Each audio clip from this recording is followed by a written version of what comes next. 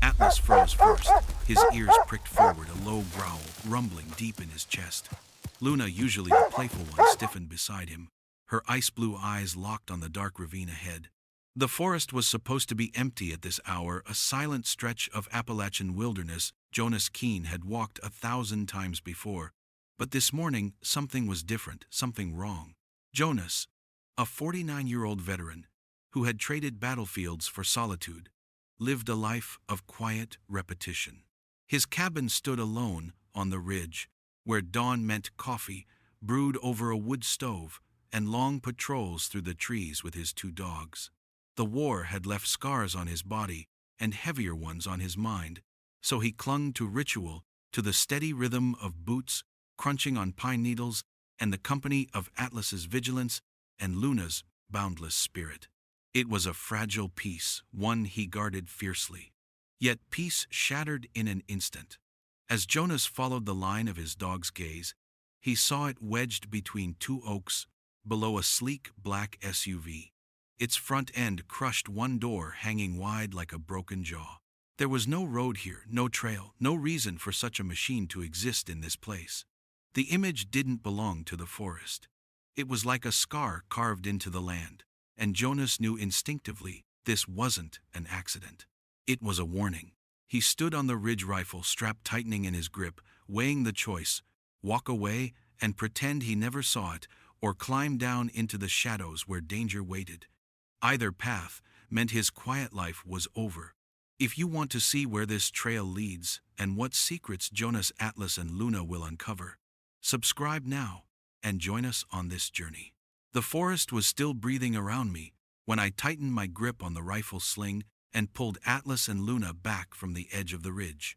Their instincts told me something was wrong down in that ravine, but before I plunged into that darkness, I felt the need to steady myself, to remind myself of the life I had built in these mountains. People talk about peace like it's a gift wrapped in ribbons waiting to be opened, but I know better. Peace is something you carve out of stone with your own bare hands, day after day, until the calluses and scars remind you it's real.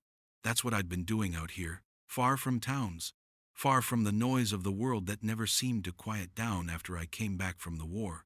My cabin is small, barely 4 walls, a roof that groans when the snow settles heavy on it, and a stove that always smells faintly of wood smoke.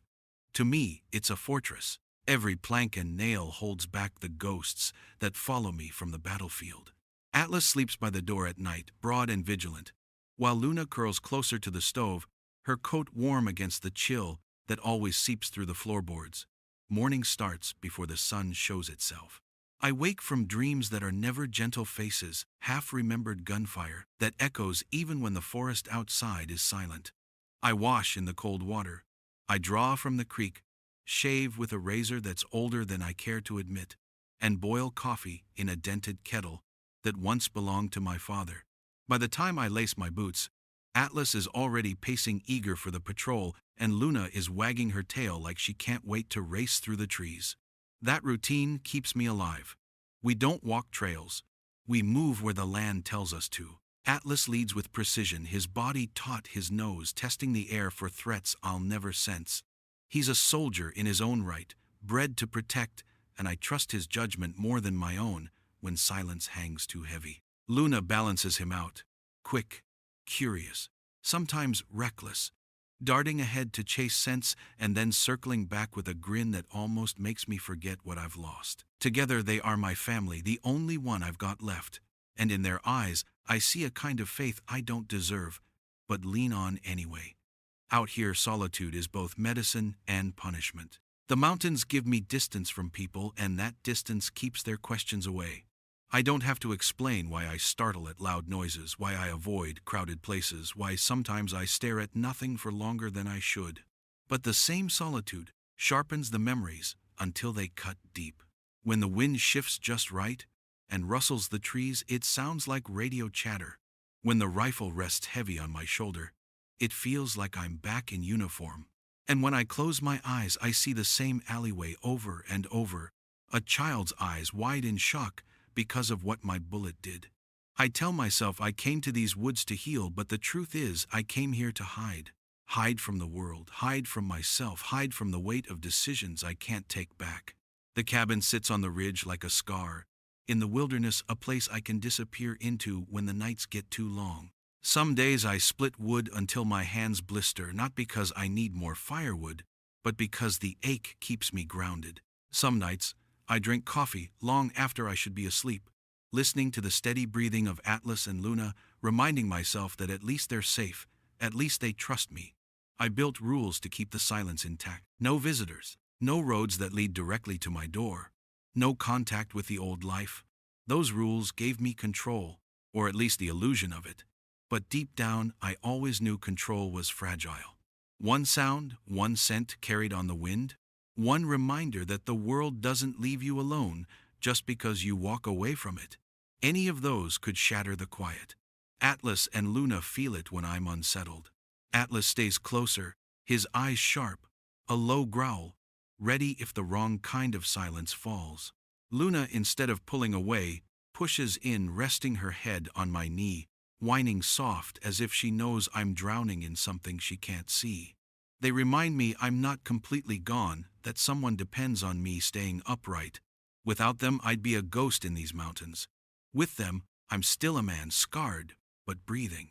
Every day repeats itself, in a loop that feels safe. Wake before dawn, patrol the ridge, check the traps, mend what's broken, split wood, boil water, read the same yellowed pages of the same old book. It's not much, but it's mine. And yet beneath that rhythm, there's always the hum of tension, like a storm waiting beyond the horizon. I don't tell myself stories about redemption anymore. I don't believe in second chances. I believe in keeping the dogs fed, the fire lit, the rifle clean. Those are things I can control, and that control keeps me sane. Still, some mornings feel different, though I can't always say why. A crow's call echoes too sharply. The air smells faintly metallic. Atlas growls at the darkness before the sun comes up, and Luna tilts her head as if listening to something I can't hear.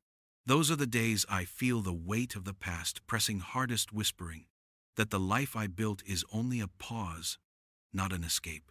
That the world hasn't forgotten me, and one day it will come knocking.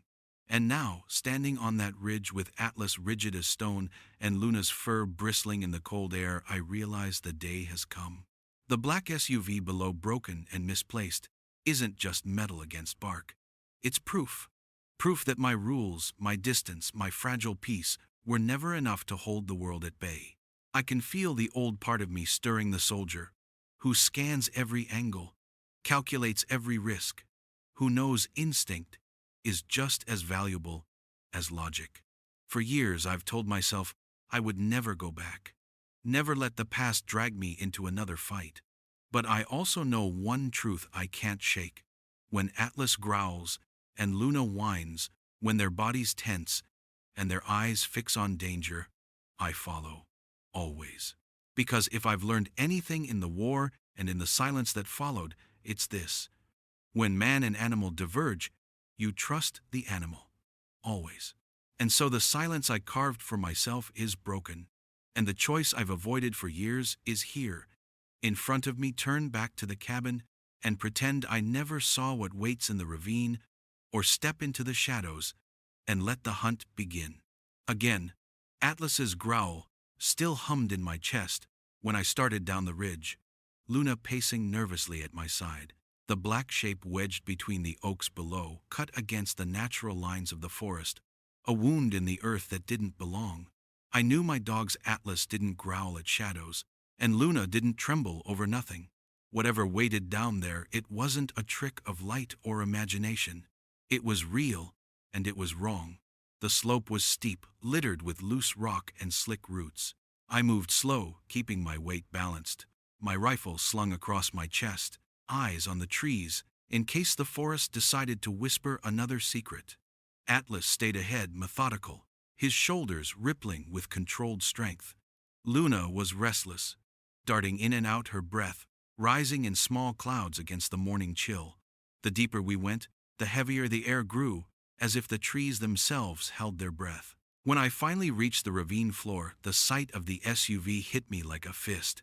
Its black paint was streaked with mud, the front end crumpled into a V where it had smashed against an oak. The passenger side door gaped open, swinging slightly in the wind, like a mouth gasping for air.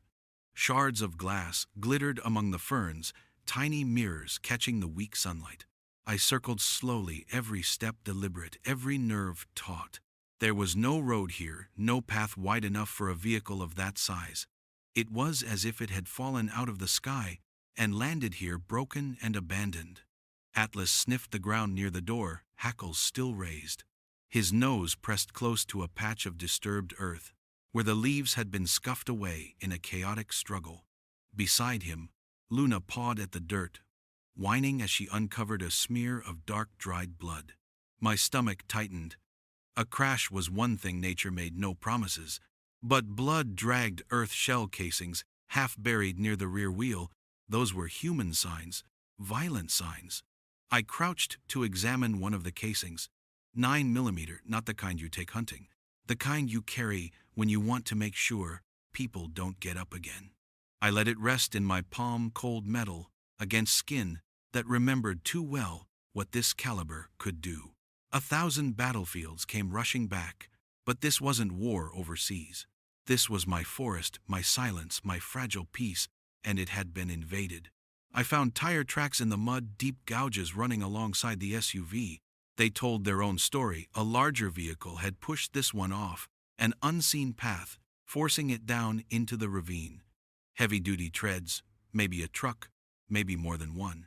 I followed the marks a few feet before they vanished into the undergrowth, swallowed by moss and shadow. My instinct told me to follow, but Atlas cut across my path, nose to the wind, tail stiff. He wasn't looking at the tracks. He was looking past them, deeper into the trees, as though whatever had happened here had spilled beyond logic. Luna barked once, sharp and high, then fell silent, her ears pinned back. I felt the weight of their urgency press into me, a wordless command. Don't just follow the evidence. Listen. I stood there, torn between training and instinct, between what I'd been taught as a soldier and what the animals at my side were telling me. And in that frozen second, I admitted what I already knew.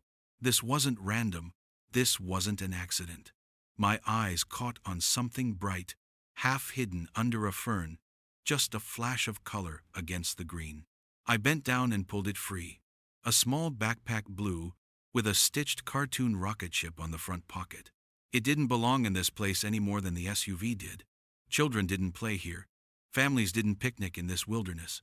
I turned the bag over in my hands, dust and leaves clinging to the straps. My chest tightened until it was hard to breathe. I'd seen bags like this before, not in forests, but in war zones, lying in rubble, separated from the small hands that once carried them. I let the backpack fall back into the dirt. My rules had been broken the moment Atlas growled on the ridge, but this was confirmation. A child had been here, dragged into violence that left scars in the earth. Someone had been taken from that SUV, pulled into the trees by force. The scrape of branches, the broken twigs, the uneven footprints pressed into the mud, they all whispered the same truth. Whoever had been here hadn't left willingly. The silence of the ravine pressed down on me. I felt the memory of gunfire in it. The ghost of shouts in a language I didn't understand. The echo of a child's scream I could never forget. For a moment, the forest dissolved, and I was back in the dust of a foreign street, watching chaos unfold, powerless to stop it. My throat tightened. I reached down, resting my hand on Atlas's back, grounding myself in the heat of his fur, the steady thrum of life beneath it. Luna brushed against my leg, her body trembling, but resolute. They were here, they were real, and this moment was not the past. Still, the past taught me how to read signs, and these signs told me the truth. I didn't want to face. Danger was not just near, it was still alive, still moving. The forest had been scarred, but the wound was fresh. Whoever did this hadn't gone far. I stood again, scanning the canopy, my rifle now unslung, cradled in my hands. My pulse thudded, steady but heavy, a drumbeat in my ears. I whispered to the dogs, more for myself than them. This isn't over. It's just begun. And then it hit me fully. The certainty I'd been circling around since I first saw that twisted SUV. This wasn't a random crash, wasn't fate or chance or misfortune. This was staged, deliberate, and violent. A vehicle forced off the path, gunfire cracking the silence, a struggle ending in blood and broken branches. A backpack abandoned in the dirt like a gravestone. This was not coincidence. This was a message, not for the world at large, but for whoever stumbled across it for me. And the decision pressed in on me harder than the weight of the rifle in my hands. I could turn away, climb back up the ridge retreat into the cabin, and pretend none of this had ever happened. But if I did, I'd never silence the ghosts. I'd be haunted by the knowledge that a child's life had brushed against mine and I had walked away. Atlas growled again, low and certain. Luna whimpered and nudged my hand, her blue eyes begging for action. They weren't giving me a choice. Not really. This wasn't an accident. This was a warning. And warnings left unanswered always became something worse. So I took one last look at the open door of the SUV, the shattered glass, the trail of violence etched into the ground, and I stepped forward deeper into the trees, knowing the moment I crossed that line, the man I'd tried to bury, the soldier, was walking with me again. Atlas pushed ahead first, his nose buried in the damp air, his growl replaced by a sharp whine. Luna stayed close to my leg, ears pinned back, her body trembling with a mix of fear and urgency. They were leading me somewhere, not toward the tire tracks I had considered following, but deeper into the thickets, where no path existed. I hesitated, at the fork in my thoughts, follow the logic of man, or trust the instincts of the animals. In war, I'd learned that logic could get you killed, but instinct kept you breathing. So, I followed them. The undergrowth grew thicker the farther we went, branches clawing at my shirt, rocks slick with moss, threatening to trip me. Atlas moved with a steady determination, tail stiff, shoulders low, weaving through the brush, like he'd locked onto something invisible. Luna's nose lifted to the wind and she gave a small bark before darting ahead. My heart hammered as I quickened my pace. Then I saw him. A small figure curled into a tight ball beneath an outcropping of rock hidden behind a curtain of vines. At first I thought it was just a pile of rags or debris left to rot. But then the bundle shifted, and two wide, terrified eyes looked straight at me. A boy no older than 10, his face streaked with dirt, lips trembling, and a crude bandage wrapped around his leg, soaked through with blood. The moment he saw me, he recoiled deeper into the shadows, his breath ragged and fast like a cornered animal. I stopped dead, lowering my rifle, forcing myself to kneel slowly so I wouldn't tower over him. Atlas stood alert but silent, and Luna crept closer, whining softly, her tail low, in a posture of comfort. "It's okay," I said quietly, my voice sounding strange in my own ears. I hadn't spoken so gently in years. "I'm not here to hurt you. My name is Jonas. That's Atlas and Luna. We're here to help." The boy's eyes flicked from me to the dogs and back again. His body shook with fever and fear. I unslung my canteen, poured water into the lid, and slid it across the ground toward him. For a long second he just stared at it, his chest heaving until thirst overcame fear. His small hand shot out, snatched the cup, and he drank greedily. When he finished, he looked at me again, still wary, but the sharp edge of panic dulled ever so slightly. I crawled a little closer, careful not to push. His leg wound was angry, an inflamed infection already creeping under the skin. I recognized the signs from too many battlefields. Left untreated, he wouldn't last long. My training took over. I reached into the first aid kit I carried on every patrol and laid the supplies on the ground where he could see them. Bandages, antiseptic gauze. No weapons, no threats. "Let me fix that up," I murmured. "It'll hurt less when it's clean. You'll feel better." He hesitated, then gave the smallest nod. I worked quickly, every movement deliberate. As I peeled back the filthy bandage, he winced, but didn't cry out. Brave kid. I cleaned the wound, wrapped it tight, and gave him a piece of jerky from my pocket. He chewed with the desperate hunger of someone who hadn't eaten properly in days. Between bites, he whispered, "My name's Caleb." His voice cracked raw with fear. They took my dad. The words hit harder than any gunshot. I leaned closer. Who took him? He swallowed, eyes filling with tears. Men. In a truck. They ran us off the road. They shot at us. They dragged him away. He touched his pocket, as if searching for something, then shook his head. He gave me a card. Said it was important. A memory card. He told me to run, but I dropped it when I fell. I sat back, the forest pressing in tighter. A memory card. His father had been carrying proof of something worth ambush and kidnapping. Not random violence. Not bad luck. A deliberate strike. Your dad? I asked softly. What does he do? He's a reporter, Caleb said, his lip trembling. He was writing about the sheriff and his men. He said they were dangerous. Said they'd kill him if he didn't stop. I cursed under my breath. Sheriff Blackwood. The name was poison in these hills. I'd heard whispers, land stolen people, silenced money, flowing in shadows. But whispers were easy to ignore when I was busy hiding from my own ghosts. Now, staring at Caleb, I realized the corruption wasn't just rumor. It was flesh and blood. It was here, and it was hunting this boy. Atlas shifted closer, his body tense as if he understood the weight of Caleb's words. Luna laid her head gently on the boy's knee, drawing out the first hint of a smile. Fragile and fleeting, but real. Trust was building, not fast, not complete, but enough to keep him from collapsing back into despair. You're safe with me, I said the words, tasting foreign but firm. We'll find your father, but first we need to keep you alive. Caleb's eyes searched mine, as if trying to measure whether I meant it. Finally he nodded, a single tear sliding down his cheek. In that moment I felt the shift inside me. I was no longer just a man passing through, no longer just an observer stumbling onto someone else's nightmare. By finding him, I had stepped into it. The silence didn't last. A whistle cut through the forest, sharp and deliberate, answered by the baying of hounds somewhere in the distance. Caleb flinched, his whole body curling tight again. I recognized the sound too well. A hunting call. Not for deer, for people.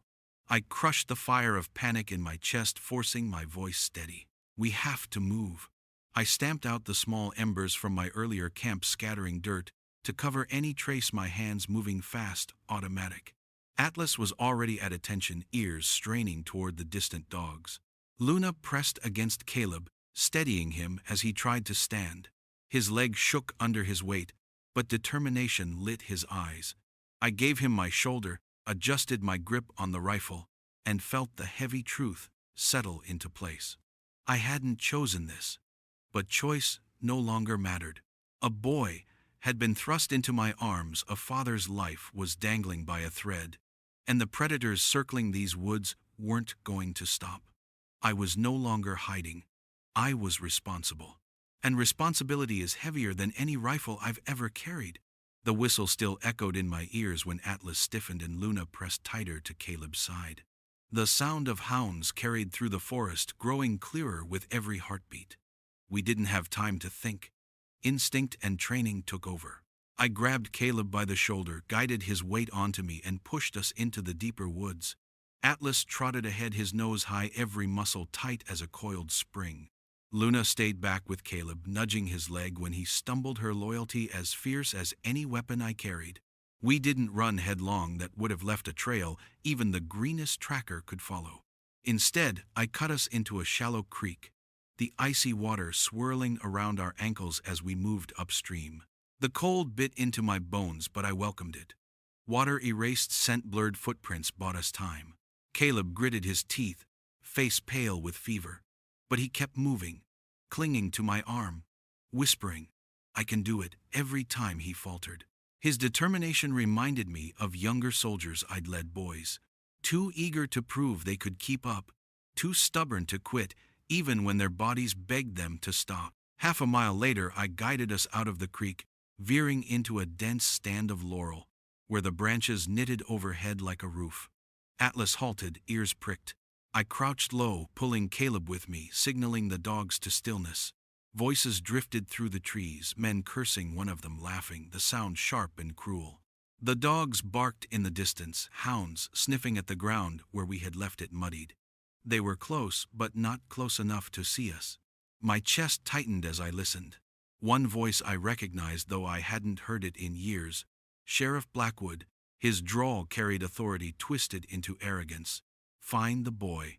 No excuses. Harris, set the dogs loose. He won't last long with that bum leg.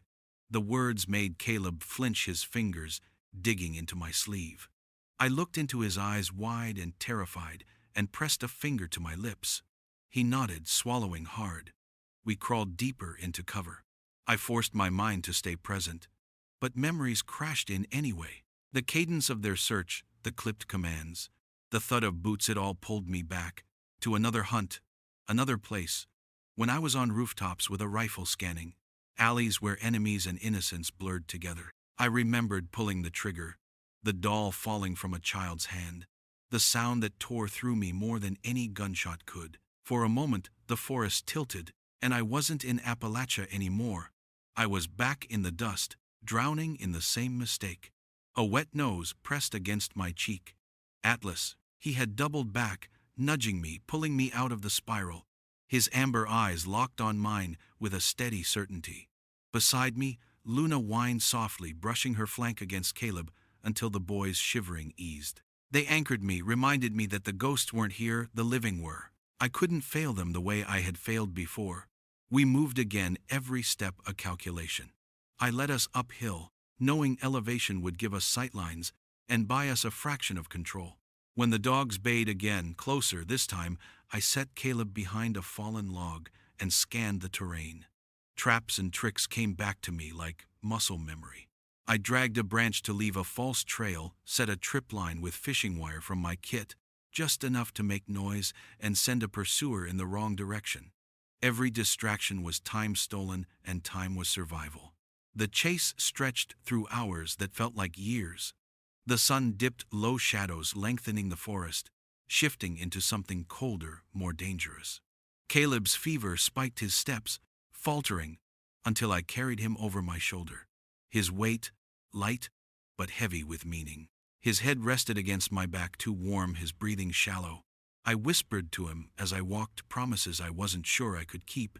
You'll see your father again. You're not alone. Not while I'm here. His small hand curled into the fabric of my shirt, as if he believed me. By dusk we found a hollow ringed with ancient hemlocks, their trunks wide and roots tangled, creating a natural barricade. I settled Caleb against the base of a tree, checked his leg. The wound was angry, red spreading, despite my earlier bandage. I remembered what my grandfather had taught me long before war hardened me, old remedies pulled from the land itself. I searched the edges of the clearing until I found plantain leaves, broad and ribbed, crushed them between stones, made a green poultice, and pressed it gently against his leg. He hissed in pain, but didn't pull away. This will help, I told him, and maybe I was telling myself the same. While I worked, Atlas circled the perimeter, silent as a shadow, his nose lifting to every change in the wind. Luna lay beside Caleb, her head resting on his chest, her body curled protectively around him. Watching them together stirred something in me, something I thought had died long ago. A reminder that trust could be given even when the world was falling apart. Night closed in, heavy and dark. I built a fire so small it barely breathed, smokeless and hidden enough to keep the chill from killing us, but not enough to give away our position. I ate nothing, gave what little I had left to Caleb. He ate slowly, exhaustion dimming his eyes, then drifted into sleep, his fever breaking sweat across his brow. I stayed awake, rifle across my knees, every sense tuned to the forest beyond. When the memories pressed hardest, when the silence around me threatened to collapse into the screams of my past, Atlas pressed close, and Luna lifted her head, meeting my gaze. I realized then I wasn't carrying this weight alone. These dogs weren't just companions, they were lifelines. And Caleb, fragile but brave, had tethered me to something greater than survival. Responsibility, purpose. The men hunting us were patient. They would wait, tighten their net, and strike when they thought we were weakest. But patience ran both ways. I wasn't just a fugitive in these woods. I was a soldier, again unwilling, reluctant, but alive. And this time, with Atlas and Luna at my side, and Caleb depending on me, I wouldn't let the past repeat itself. So I sat in the darkness, the fire's faint glow on my hands, listening to the distant bay of hounds swallowed by the night. Each sound carried a promise the hunt wasn't over. But neither was I. And for the first time in years, I felt not just fear, but defiance rising in my chest. If they wanted us, they'd have to come through me. And I had no intention of letting them. By the third day, the air in the forest felt poisoned with waiting. Atlas had brought me a sign the night before, a glove greasy with oil, and sweat fresh enough that I knew the men were closing in. I didn't sleep. I couldn't.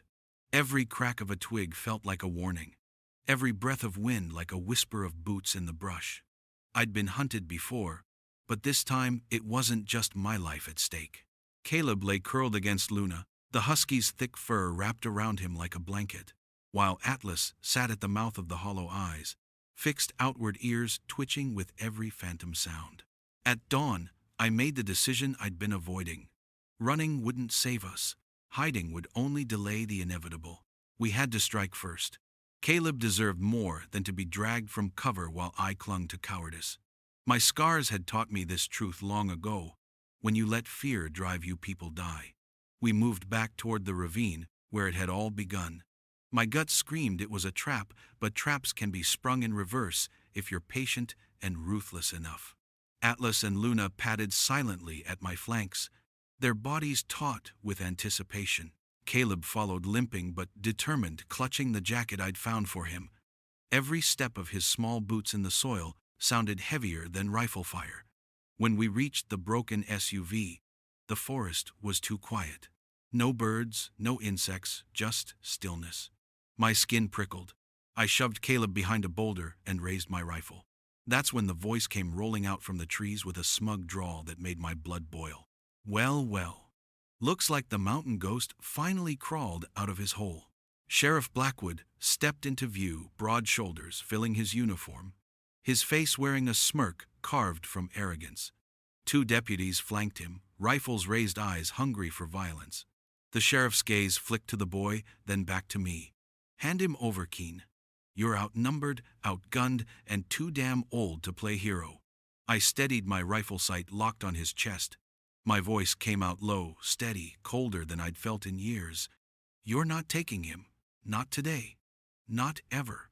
The sheriff chuckled, shaking his head like I was a stubborn child. You think anyone cares what happens to some washed-up vet and a kid? This is my county. I am the law here. Drop your gun before I put you down like the dog you are. He shouldn't have said dog, because in that instant, Atlas growled a deep, bone-shaking sound, and Luna bared her teeth, a soft snarl building in her throat. I didn't glance at them, but I felt their bodies coil beside me, ready to unleash. The world compressed into seconds. I fired first, not at Blackwood, but at the tree above his head. The branch snapped and crashed down, showering him in bark, forcing him to stumble. His deputies opened fire, bullets slamming into the SUV's twisted frame, sparks and shards flying. I dove, dragging Caleb with me, Atlas and Luna darting in opposite directions to draw fire.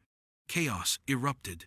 One deputy broke cover to chase Atlas, only to be blindsided as the shepherd launched like a missile, knocking the rifle from his hands and clamping his jaws on the man's arm. His scream tore through the forest, cut short as Atlas drove him into the dirt. Luna barreled into the second deputy, her smaller frame, a blur of teeth and fury, forcing his shot wide. As I rolled behind the SUV, Blackwood roared, raising his pistol. You're dead, Keen. His shot rang out, grazing my shoulder, burning like fire. I clenched my jaw against the pain, aimed steady, and fired back, shattering the pistol from his grip. He cursed, clutching his bleeding hand. Adrenaline surged through me, but so did something sharper, clarity. This wasn't just survival anymore. This was justice, raw and unflinching. Caleb's father had risked everything to expose these men, and Blackwood had turned his power into a weapon against the innocent. I rose from cover, rifle leveled at the sheriff's chest. You call yourself the law, I growled, my voice carrying over the ringing echoes of gunfire. But the law doesn't belong to men like you. It belongs to truth, to those who can't fight back, to kids like him. For a moment his bravado cracked, fear flickering in his eyes as the weight of my words settled. But then he sneered, spitting blood into the dirt. "You won't live long enough to see it through." Before he could move, Atlas returned, muzzle-stained, standing at my side, with a guttural snarl. Luna trotted back to her flanks, heaving eyes blazing with the kind of loyalty no man could buy. The deputies lay broken and disarmed behind them, groaning in the mud. Blackwood was alone now, his empire crumbling in the silence he once controlled. Then, faint at first but rising fast, came the sound I hadn't dared to hope for: sirens. Faint wails cutting through the mountains, growing closer with every passing second. State police. Somehow through the chaos, the distress signal I'd managed to send from the SUV's gutted engine had reached someone. The sheriff's face twisted as he realized the truth. His reign was ending, not with a bang of triumph, but with sirens announcing justice. He lunged forward in desperation, but Atlas was faster, slamming into him, teeth sinking into the arm he still tried to raise in defiance. Blackwood screamed, the sound echoing through the trees, and I stepped forward, pressing the barrel of my rifle against his temple. "It ends here," I said, calm, final. "For him, for his father, for every life you thought you owned." The sirens grew louder, tires crunching through the undergrowth.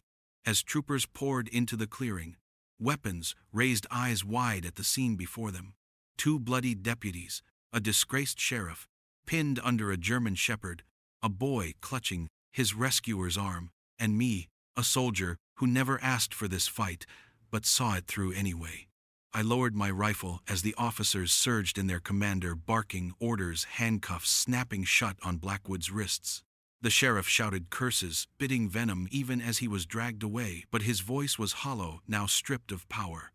Caleb pressed against me, his small voice breaking through the chaos. "You kept your promise."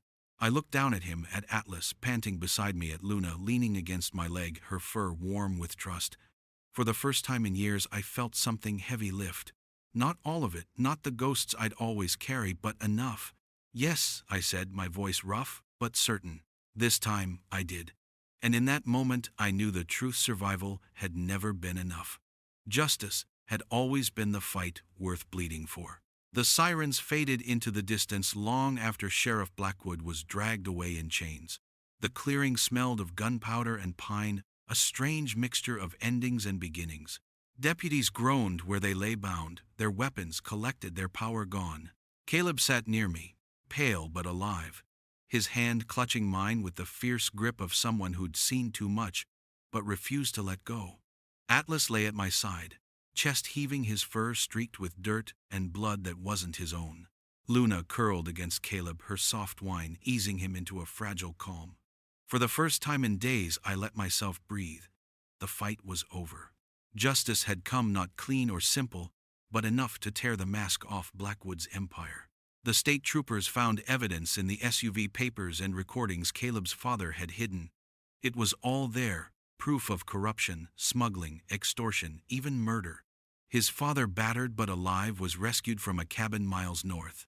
When Caleb saw him again, the boy's cry cracked the silence of the forest, raw and full of relief. I turned away, letting them have that moment, a reunion I had no right to intrude on. But in the quiet that followed, I felt something shift inside me. For years, I had been living like a ghost, drifting through routines, convincing myself that solitude was peace. The truth was harsher. Solitude had been an escape, a way to hide from the memories I couldn't bear.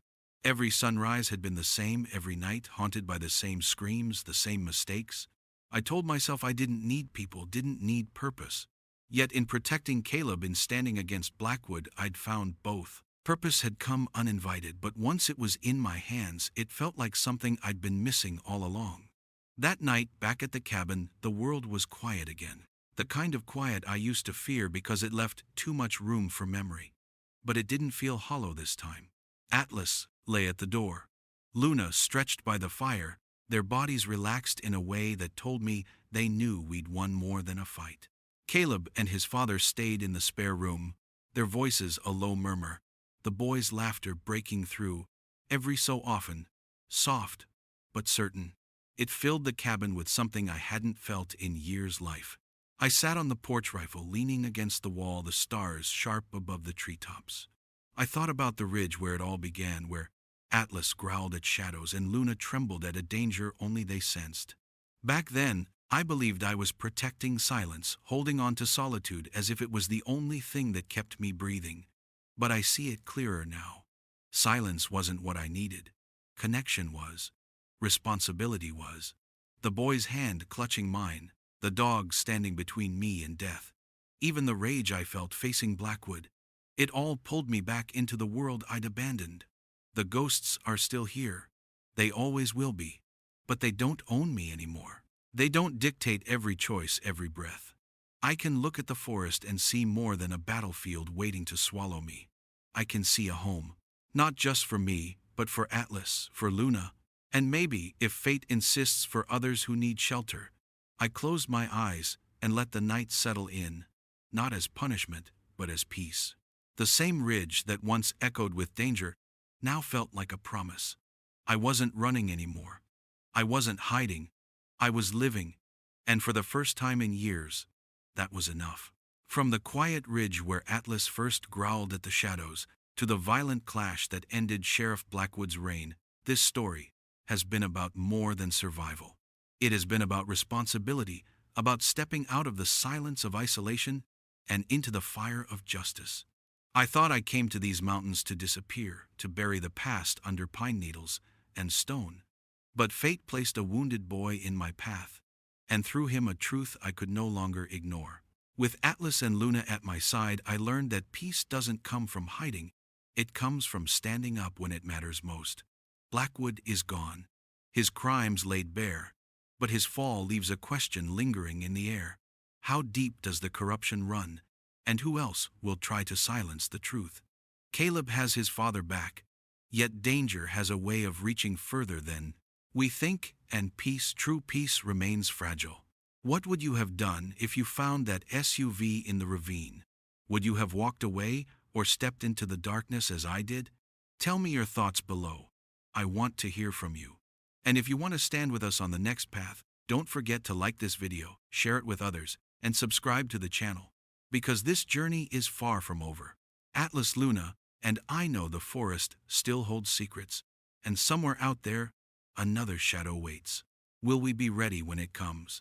Stay with us, and you'll find out.